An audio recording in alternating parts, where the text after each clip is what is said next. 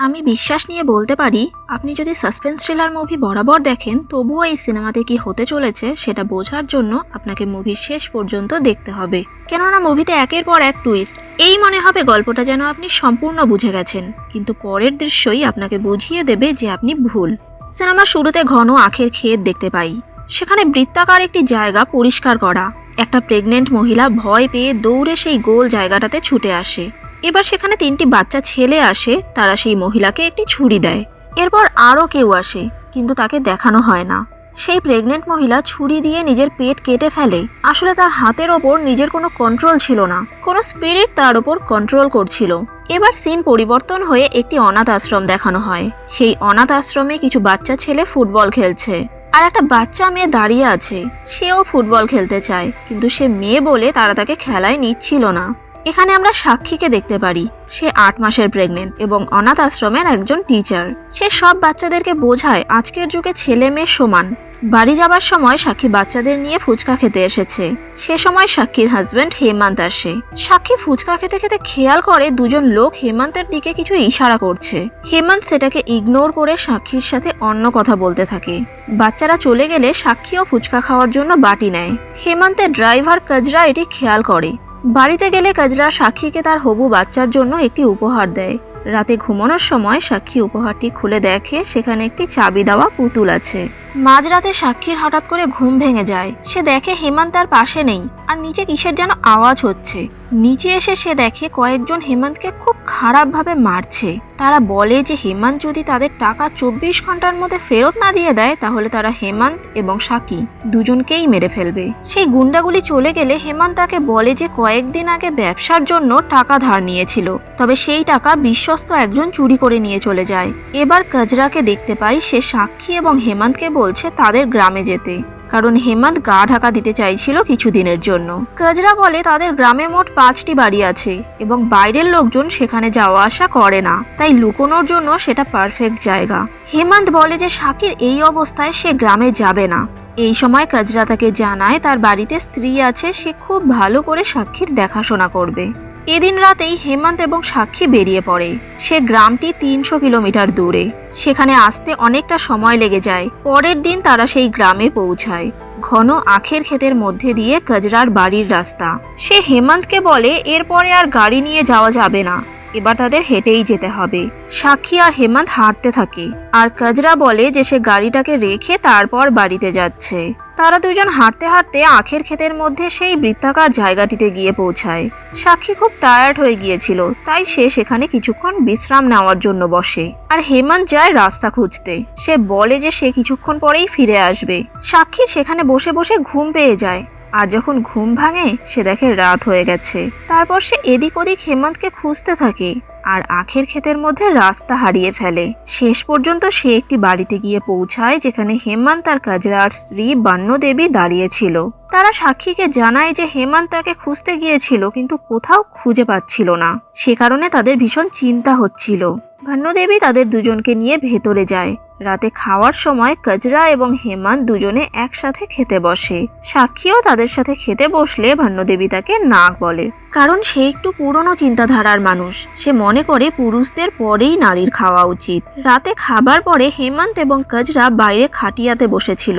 কাজরা সামান্য ড্রাইভারের চাকরি করলে কি হবে, গ্রামে তার অনেকটা জায়গা, আর পুরোটাতেই আখের ভালো ফলন ধরে আছে। রান্নাঘরে বন্যদেবী ও সাক্ষী খেতে বসেছিল। সে সাক্ষীকে জানায় এই বাড়িটি তার দেওরের, আর তারা যাওয়ার পর থেকে এই ঘর বন্ধই ছিল। সাক্ষীরা আসাতেই এটা খুলে পরিষ্কার করা হয়েছে। সাক্ষী জিজ্ঞাসা করে যে তার দেওর এখন কোথায় থাকে। বন্যদেবী খাবার মুখে নিয়ে চাবাতে চাবাতেই উত্তর দেয় তারা মরে গেছে। সে এই কথাটা এত নির্বিকার ভাবে বলে যে সাক্ষী তাতে অবাক হয়ে যায়। রাতের খাবার শেষ হলে বন্যদেবী এবং কাজরা নিজেদের বাড়ি ফিরে যায়। আর একটু আগেই বললাম যে বাড়িটা এতক্ষণ দেখানো হয়েছিল সেটা কাজরার ভাইয়ের বাড়ি। সাক্ষীর সবকিছু ভালো লাগলেও বন্যদেবীর পুরনো চিন্তাধারা ভালো লাগেনি। কিন্তু তাদের তো শহরে ফিরে যাবার কোনো উপায় নেই, তাই এখানেই কিছুদিন থাকতে হবে। পরের দিন সকালে তার যখন ঘুম ভাঙে, সে দেখে বন্যদেবী হেমন্তের কাটা জায়গায় বাড়িতে তৈরি একটি লেপ লাগিয়ে দিচ্ছে। সে সাক্ষীকে বলে দিনে 2 বার করে এই লেপ লাগিয়ে দিতে হবে। এরপর কাজরা হেমন্তকে নিয়ে যায় তাদের ক্ষেত দেখাতে। বন্যদেবী সাক্ষীকে দেখে বুঝতে পারেন যে তার রাতে ঘুম হয়নি। সাক্ষী তাকে বলে যে নতুন জায়গা তো, সেজন্য আমার ঘুম হয়নি। এই উত্তর শুনে বন্যদেবী বলে যে ধীরে ধীরে তোমার অভ্যাস হয়ে যাবে। সাক্ষী এই কথাটা শুনে অবাক হয়, কারণ তারা তো কিছুদিনের জন্য থাকতে এসেছে, তাহলে ধীরে ধীরে অভ্যাস হয়ে যাবে এই কথাটা তিনি কেন বললেন। আর কথায় কথায় বন্যদেবী তাকে এটাও বলে যে স্বামীর নাম মুখে নেওয়া যায় না। এই বলে সে সাক্ষীকে স্নানের জল দিয়ে আসে। স্নান করে সাক্ষী আখের ক্ষেতের ভেতর দিয়ে হাঁটতে থাকে। সে সেখানে একটা বড় শুকনো গাছ দেখে যাতে কোনো পাতা নেই। ঠিক তার পাশেই একটা বিশাল কুয়ো। সাক্ষী ঝুঁকে পড়ে দেখে সেখানে গাছের ছায়া, নীল আকাশের ছায়া পড়েছে, কিন্তু তার ছায়া পড়ছে না। তখনই হেমন্ত হঠাৎ করে পেছন থেকে এসে সাক্ষীকে ভয় পাইয়ে দেয়। সাক্ষী এটাতে তার ওপর রাগ হয়। তারা দুজন বাড়ির দিকে রওনা দিতে থাকলে হেমন্ত রাস্তা ভুল করে, কিন্তু সাক্ষী আসার সময় আখের পাতা দিয়ে গিট বেঁধে রেখেছিল, তাই সে সহজেই রাস্তা চিনিয়ে দেয় হেমন্তকে। সেদিন রাতে হেমন্ত সাক্ষীকে বলে পয়সার জোগাড় হয়ে গেছে, আর সবকিছু ঠিক করার জন্য তাকে একবার শহরে যেতে হবে। সে সাক্ষীকে এখানেই রেখে যেতে চায় কিছুদিনের জন্য, কিন্তু সাক্ষী এটাতে রাজি হয় না আর হেমন্তের ওপর রাগ করে। এরপর বন্যদেবী তাকে বোঝায়, আর পরের দিন তার সঙ্গে অনেক ভালো সময় কাটায়। তার চুলে বেনুনি বেঁধে দেয়, রাজস্থানী গয়না পরিয়ে দেয়, তাদের প্রথা অনুযায়ী হাতে কাজলের টিপ দিয়ে দেয়, আর সাক্ষীকে একটি গল্প শোনায় যেটা শুনে সে খুব ইমোশনাল হয়ে পড়ে। সেদিন রাতে যখন বন্যদেবী নিজের বাড়িতে ফিরে যাচ্ছিল, সাক্ষী তাকে বলে যে প্রথমবারের মতো সে তার মায়ের অভাব বুঝতে পারেনি। বন্যদেবী তার কথা শুনে খুব খুশি হয়। এবার সাক্ষীর হেমন্তকে ছাড়া এখানে থাকতে কোনো আপত্তি নেই। সে হেমন্তের ব্যাগ গুছিয়ে দেয়। পরের দিন সাক্ষী ঘুম থেকে উঠে একটি আওয়াজ পেয়ে গেটের বাইরে আসে। সে দেখে একটা মহিলা কাঠ কাটছে, তার পেটে একটি বড় কাটা চিহ্ন। এটা দেখে সাক্ষী অবাক হয়ে তাকিয়ে থাকে। এই সেই মহিলা যাকে আমরা মুভির শুরুতে দেখেছিলাম। এরপরে বন্যদেবী এসে সেই মহিলার ওপর রাগারাগি করে যে এখানে সে এত আওয়াজ করছে কেন, আর বন্যদেবী তার সঙ্গে খুব খারাপ ভাবেও কথা বলছিল। সাক্ষী এটা দেখে অবাক হয়, কারণ সেই 2 দিনে বন্যদেবীকে খুব ভালো এবং সহজ সরল মানুষ ভাবতে শুরু করেছিল। বন্যদেবী ভেতরে এসে তাকে বলে যে বাইরে কাঠ কাটছে তার নাম রানী, সে তার ছেলে রাজবীরের বউ। সে যখন 8 মাসের প্রেগনেন্ট ছিল তখন বন্যদেবী তাকে আখের খেতে যেতে না করেছিল, কিন্তু সে সেই সব কথা না শুনে ক্ষেতের মধ্যে যায় আর সেখানে হোঁচট খেয়ে মুখ থুবড়ে পড়ে। মুখ থুবড়ে পড়ার জন্য তার সন্তান পেটের মধ্যেই নষ্ট হয়ে যায়। পেট কেটে সেই পুত্র সন্তানকে বাইরে আনা হয়েছিল। এই যন্ত্রণা সহ্য করতে না পেরে রাজবীর শহরে চলে যায়, আর রানীর মুখে সেদিনের পর থেকে কোনো কথা ফোটেনি। সাক্ষী বন্যদেবীকে বলে যে তার সন্তানও তাদের নিজের। এ কথা শুনে বন্যদেবীর মন খুশিতে ভরে ওঠে। এরপর রাতের বেলায় সব কাজ সেরে সে সাক্ষীকে বলে আমি একটু বাড়ি থেকে আসছি, আজকে রাতে তোমার সঙ্গেই থাকবো। এটা বলে বন্যদেবী সেখান থেকে বেরিয়ে যায়। সে বেরিয়ে যাবার পর সাক্ষী উঠানে ঘোরাঘুরি করছিল। হঠাৎ দরজায় আওয়াজ পেয়ে সে বাইরের দিকে তাকিয়ে দেখে একটি বাচ্চা দরজায় কড়া নাড়ছে। এরপর সে সেখানে গিয়ে দেখে বাচ্চাটা নেই। এবার ভেতরের দিক থেকে আওয়াজ হয়, কিন্তু যেখানেই আওয়াজ হয় সাক্ষী সেখানে গিয়ে দেখে কেউ নেই। এরপর আবার অন্য দিক থেকে আওয়াজ হতে শুরু করে।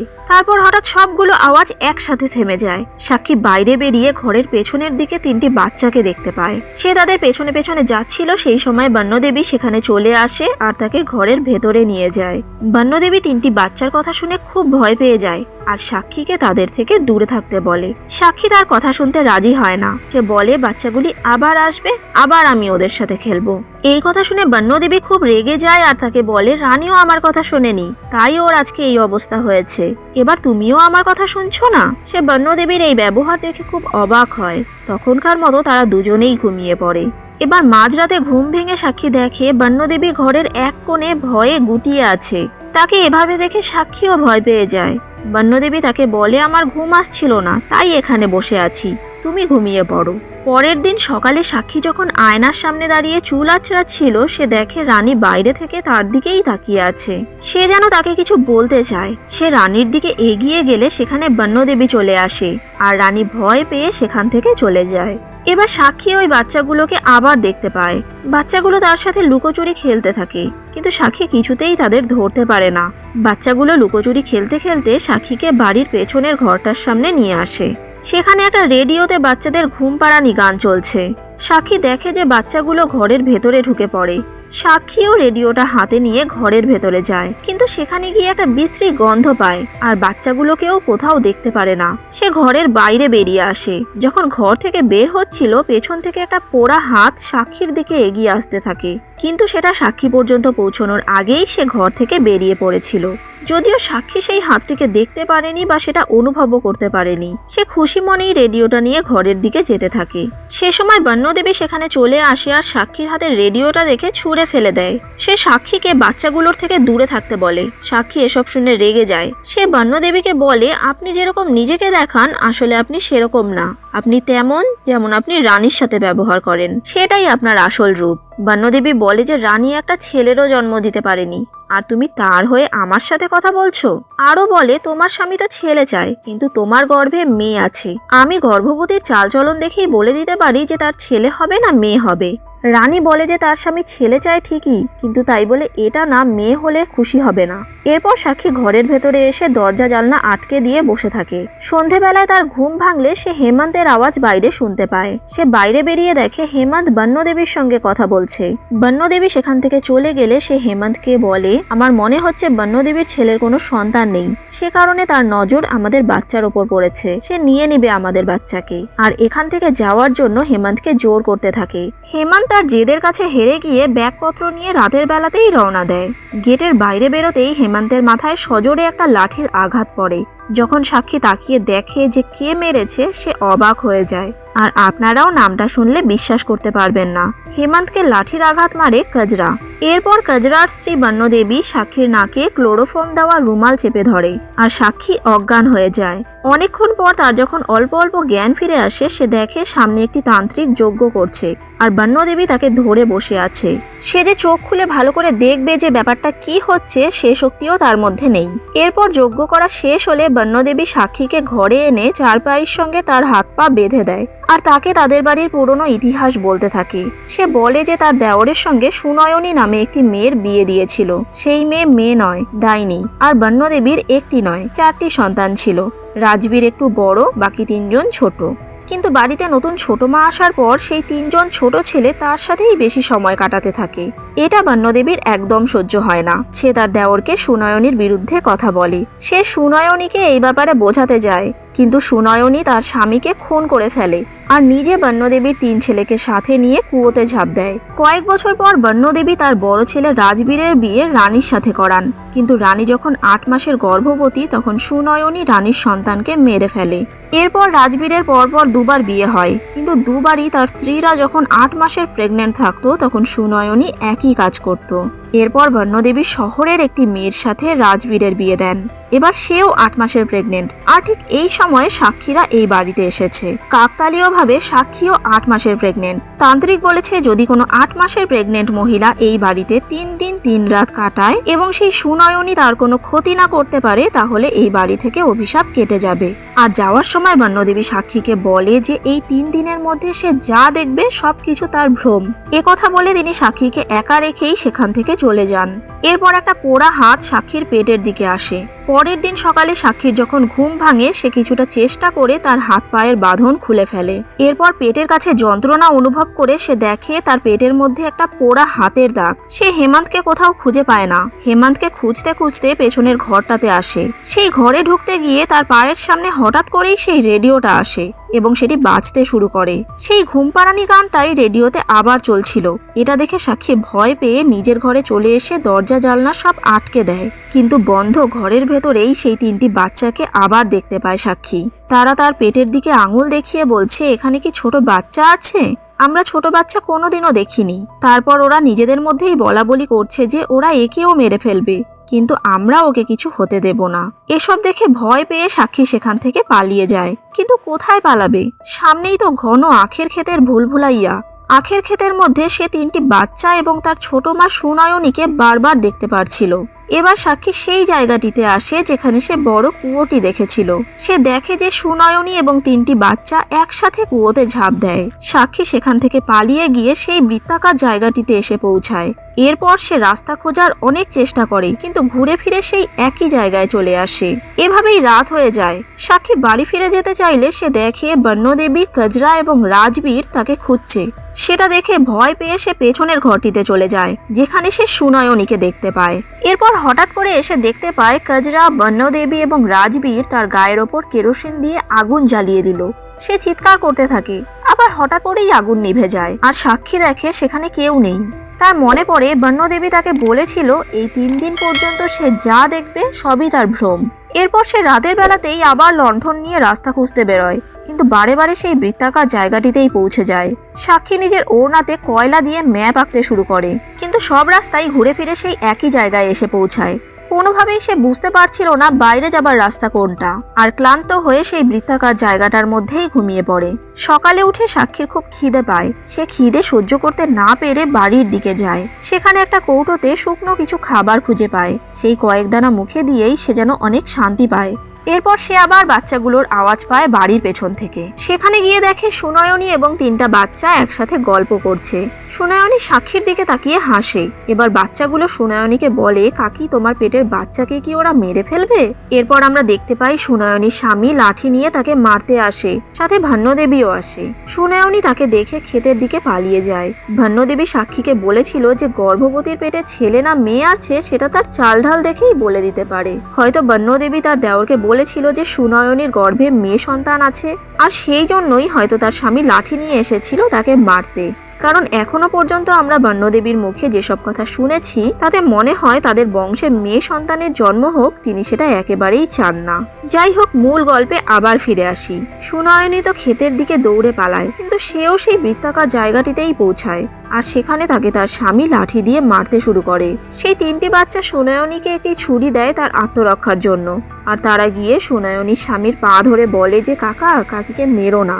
এর ফলে তাদের কাকা পড়ে যায়, আর সুনয়নীর হাতের ছুরি তার বুকে গিয়ে লাগে। সে সেখানেই মারা যায়।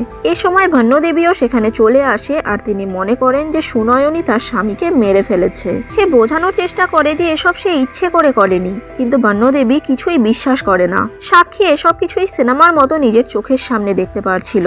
এবার সেই দৃশ্যটা বন্ধ হয়ে সাক্ষীর চোখের সামনে আরেকটি দৃশ্য ফুটে ওঠে। সে দেখে সুনয়নী তার সামনে ছুরি নিয়ে দাঁড়িয়ে আছে, আর সামনে বসে আছে রানী। রানী সুনয়নীর হাত থেকে ছুরিটা নিয়ে নিজের পেট কেটে ফেলে, যে দৃশ্যটা আমরা সিনেমার প্রথমে দেখেছিলাম। এবার সাক্ষী আরো 2টো মেয়েকে রানীর মতো করেই নিজের পেট কেটে ফেলতে দেখে। এই 3টি মহিলাই সন্তান সম্ভবা ছিল। এবার সুনয়নী সাক্ষীর দিকে সেই ছুরিটা দেয়। এটা দেখে সাক্ষী ভয় পেয়ে চোখ বন্ধ করে নেয়। চোখ খুলে দেখে সেখানে কিছুই নেই। সে বাড়ি ফিরে এসে রাতে বিছানায় শুয়েছিল, কিন্তু তার ঘুম আসছিল না। সে প্রচন্ড আতঙ্কগ্রস্ত হয়ে বিড়বিড় করে বলছিল যে এসব সত্যি হতে পারে না। এরপর সে দেখে পেছনের ঘরে আগুন জ্বলছে। সেটা দেখে দৌড়ে পেছনের ঘরে গিয়ে দেখে সেখানে কোনো আগুন নেই, কিন্তু সাক্ষীর পেট হঠাৎ করে পুড়ে যেতে থাকে। সেখানে পোড়া দাগও দেখা যায়। সে যন্ত্রণায় ছটফট করতে করতে একটি বাচ্চার জন্ম দেয়, আর তারপর জ্ঞান হারিয়ে ফেলে। আমরা দেখি যে সাক্ষীর পাশে যে বাচ্চাটা শুয়ে আছে তাকে নিয়ে আছে সুনয়নী, কিন্তু তার সারা শরীর পোড়া। সকালে যখন সাক্ষীর জ্ঞান ফিরে আসে তখন সে তার বাচ্চাকে পাশে না দেখতে পেয়ে পাগলের মতো তাকে খুঁজতে থাকে। সে আখের ক্ষেতের দিকে যায়। সেদিকে গিয়ে সে দেখতে পায় বন্যদেবী, কজরা এবং রাজবীর তার সদ্যজাত কন্যা সন্তানকে কুয়োর মধ্যে ফেলে দিচ্ছে প্রথা বজায় রাখার জন্য। সাক্ষী চিৎকার করে তাদের বলে যে তার সন্তানকে তারা যেন মেরে না ফেলে, কিন্তু তার কোনো কথা সেখানে শোনা হয় না। বন্যদেবী তাকে আটকে রাখে, আর রাজবীর তার সন্তানকে কুয়োতে ফেলে দেয়। সাক্ষী এগিয়ে গিয়ে কুয়োতে ঝুঁকে পড়ে দেখে সেখানে অনেক সদ্যজাত বাচ্চা। সুনয়নী এই দৃশ্যটা সাক্ষীকে দেখিয়ে বোঝাতে চেয়েছে যে এটা অনেক যুগ ধরে চলে আসছে, আর কত কত কন্যা সন্তানকে মেরে ফেলা হয়েছে আজ পর্যন্ত। এরপর সাক্ষী হঠাৎ দেখে তার পেট ফোলাই রয়েছে, এর মানে তার বাচ্চা এখনো প্রসব হয়নি। এটা দেখে সে মনে মনে গভীর শান্তি অনুভব করে। এরপর তার সামনে 3টি বাচ্চা আর সুনয়নী তার দিকে এগিয়ে আসে। সুনয়নীর পোড়া চেহারা এ সময় দেখা যায়। বাচ্চা 3টি সাক্ষীর দিকে সেই ছুরিটা এগিয়ে দেয়। এরপর আমরা দেখতে পাই সাক্ষী নিজের হাতের ওপর কন্ট্রোল হারিয়ে ফেলে, আর ছুরি নিয়ে নিজের পেট কাটতে যায়। সেই অবস্থাতেও সে সুনয়নীকে অনুরোধ করে বলে যে আমি তোমার কষ্ট বুঝতে পেরেছি, আমি সবাইকে গিয়ে এই কথা বলবো, আমার ওপর বিশ্বাস করো। এরপর সুনয়নী সেখান থেকে চলে যায়। এর পরের সিনে দেখানো হয় হেমন্ত সাক্ষীকে বলছে এখান থেকে আমরা চলে যাব। সেখানে বন্যদেবী এবং কজরাও উপস্থিত আছে, কিন্তু সাক্ষী বলে আমি এখান থেকে যাব না। এই গল্পের সবগুলো চরিত্রের মুখোশ আমি খুলবো। এই সিনেমার মূল গল্পটা এখানেই জানা যায়। সুনয়নী খারাপ মানুষ ছিল না, সে শুধু বন্যদেবীর ছোট 3 ছেলেকে খুব ভালোবাসতো, আর সেই 3টি বাচ্চাও তাদের কাকির হবু বাচ্চার জন্মের অপেক্ষায় ছিল। কিন্তু এই সময় বন্যদেবী সবাইকে জানায় সুনয়নীর গর্ভে কন্যা সন্তান রয়েছে, আর তারপর সুনয়নীর হাতে ভুলবশত তার স্বামীর খুন হয়ে যায়। বন্যদেবী আর খজরা সেই রাতে সুনয়নীর গায়ে আগুন ধরিয়ে দেয়। সুনয়নী সেই আগুনে আধা পোড়া হয়ে যায়। পোড়া অবস্থাতেই সে একটি কন্যা সন্তানের জন্ম দেয়। তাই তারা সবাই মিলে তার কন্যা সন্তানকে কুয়োতে ফেলে দেয়। এই কথা শোনার পর বন্যদেবী বলে রাজবীরের বউদের সে এমন অবস্থা করেছিল যে তারা কোনোদিনও সন্তানের জন্ম দিতে পারত না। তারপর সাক্ষী বলে যে সেই বংশ এগোতে বাধা দিয়েছে, রাজবীরের বউদের মারেনি, তাদের তোমরা মেরে ফেলেছো যাতে বাইরে গিয়ে তারা সবকিছু বলে না দিতে পারে। আর রানীকে তোমরা মারোনি কারণ সে তো কথাই বলতে পারে না, আর আমি যদি চুপ না করে থাকি তাহলে আমাকেও রাজবীরকে দিয়ে মেরে ফেলবে, তাই তো? এটা বলে সে হেমন্তের দিকে তাকায়। সুনয়নী যখন তাকে অতীতের ঘটনাগুলি দেখাচ্ছিল তখন সে দেখতে পারে যে রাজবীরই হেমন্ত, আর রাজবীরের চতুর্থ স্ত্রী হলো সাক্ষী। রাজবীর তাকে মারতে আসলে সে তার হাতে ছুরিটা রাজবীরের দিকে দেখায় আর সেখান থেকে চলে যায়। রাজবীর তার পিছু নিতে শুরু করলে রানী এসে কুড়াল দিয়ে কুপিয়ে তাকে মেরে ফেলে। তাকে দেখে মনে হচ্ছিল এতকাল যে রাগ মনে চেপেছিল তার প্রতিশোধ আজকে নিল। এখানেই সিনেমাটি শেষ হয়। ভারতের এক জঘন্য প্রথা নিয়ে এই সিনেমার স্টোরি লাইন, যেখানে কন্যা সন্তানের বলি দেওয়া হতো যাতে সেই বছর ফসল ভালো হয়। এই সিনেমাটি একটি মারাঠা সিনেমার রিমেক। আজকের মুভিটা কেমন লাগলো কমেন্ট করে জানাবেন, আর এরপর কোন মুভি এক্সপ্লেনেশন দেখতে চাইছেন তাও আমাকে কমেন্ট করে জানালে আমি আপনাদের কথা মতো ভিডিও বানানোর চেষ্টা করব। ধন্যবাদ।